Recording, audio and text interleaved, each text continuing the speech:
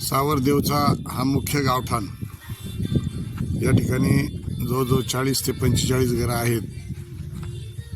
या सर्वांचा मुख्य व्यवसाय हा भाताची लागवड आणि त्यानंतर उर्वरित 8 महिने ही मोलमजुरी करणे, रस्त्याच्या कामावर जाणे। काही आता तरुण पोरं ड्रायव्हर झालीत, त्यामुळे ते ट्रक वगैरे चालवतात आणि आपलं गुजराण करतात। इतका निसर्गरम्य गाव पाण्यासाठी वंचित असणे हे स्वतंत्र भारताला अशोभनीय अशी गोष्ट आहे।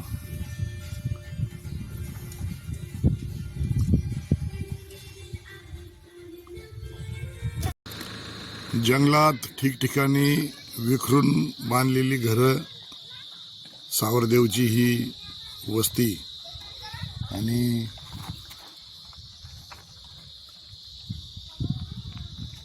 सर्वजण आता व्यवसाय मजुरीच्या निमित्ताने बाहेर गेले आहेत।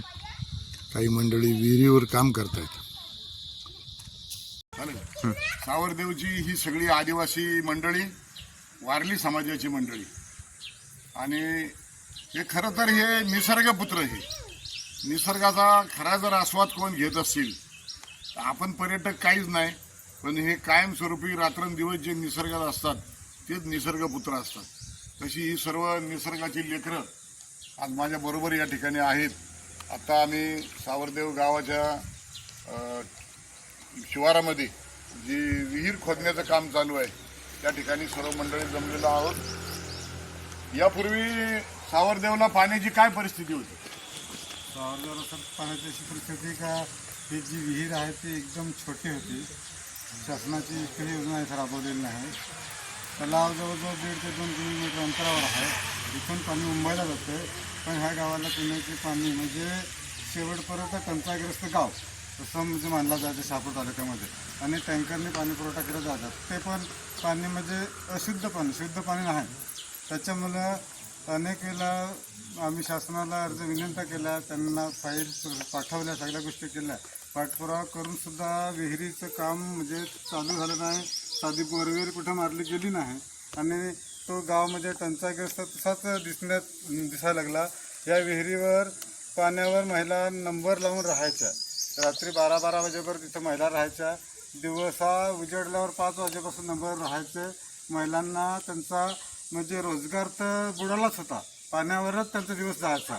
वरून असा व्हायचा की महिला चुलीपासून वंचित राहिल्या होत्या, कारण जेवण बनवायला पण त्यांना वेळ भेटत नव्हती। अशी परिस्थिती या ठिकाणी आहे आणि होती आणि आजपर्यंत आहे। परंतु आम्ही शाळेवर भेटलो आणि तुम्हाला ही इथली पूर्ण परिस्थिती सांगितली। तुम्ही आमची जी बाजू तपासून आणि लगेच म्हणजे पुढाकार घेऊन विहिरीचं काम चालू केलं। आता आम्हाला असं वाटतंय की आमचा पाण्याचा प्रश्न मिटेल, कारण तर 40 फूट तुम्हाला आम्ही सांगितलं की 40-45 फूट गेलं तर किंवा मोठी विहीर करून दिली तर आम्हाला पाणी पुरेल। आणि ते काम तुम्ही केलं आहे सर्व गावामध्ये। गाव असं वाटतं आम्हाला का तुम्हाला जेवढा म्हणजे धन्यवाद द्यावा तेवढा थोडा होईल। ही आमची म्हणजे मावशी, काय पाण्याची व्यवस्था होती, आता काय वाटतंय, होईल ना? हा, इथून मागे कुठून पाणी आणायचे तुम्ही? तलावावरून? किती आहे तलाव? 2-3 किलोमीटर। आणि मग बरं वाटायचं का पाणी आणायला? आनंद वाटायचा ना? हा, मजा वाटायची? हा, जेव्हापासून हा पोकलेन या ठिकाणी आला तेव्हापासून या सर्व माता भगिनी बंधू, ही लहान लहान मुलं ही या तलावाला घेरून बसलेली आहेत। त्यांना असं वाटतं तलाव कोणीतरी आता ही विहीर खोल झाल्यावर कोणीतरी घेऊन जाईल। त्यामुळे इथे सगळी बसलेली आहेत। म्हणजे पाण्याचं दुर्भिक्ष किती होतं आणि आता नुसतं त्या झरावामध्ये, त्या विहिरीमध्ये सकाळपासून साधारण एक 200-400 लिटर पाणी साठलंय। तर यांच्या चेहऱ्यावरचा आनंद हा खरंच म्हणजे बघण्यासारखा आहे। आणि हेच काम आपल्याला देवराई संस्थेला आयुष्यभर करायचं आहे। जिथं जिथं पिण्याच्या पाण्यासाठी वंचित असलेला माणूस असेल तिथं तिथं जायचं आहे आणि त्याची तहान शमवण्याचं काम आपल्याला करायचं आहे। धन्यवाद। जय देवराई, जय भगीरथ, जय गंगा माता. छत्रपती शिवाजी महाराज की, धर्मवीर संभाजी महाराज की, भारत माता की.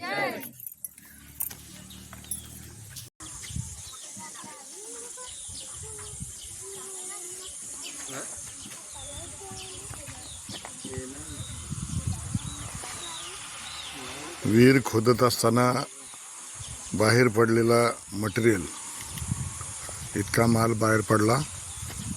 संपूर्ण 30 फुटामध्ये कुठेही अजून दगड लागलेला नाही.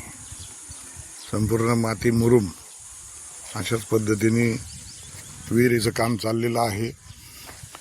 2-3 ठिकाणी चांगलं पाणी लागलेलं आहे. सकाळी 1.25 तास मोटर चालल्यानंतर सुद्धा आत्ता 12 वाजता इतकं पाणी जमा झालेलं आहे. या वस्तीची पाण्याची कायमची चिंता मिटणार यात शंकाच नाही. जय भगीरथ, जय गंगामाई.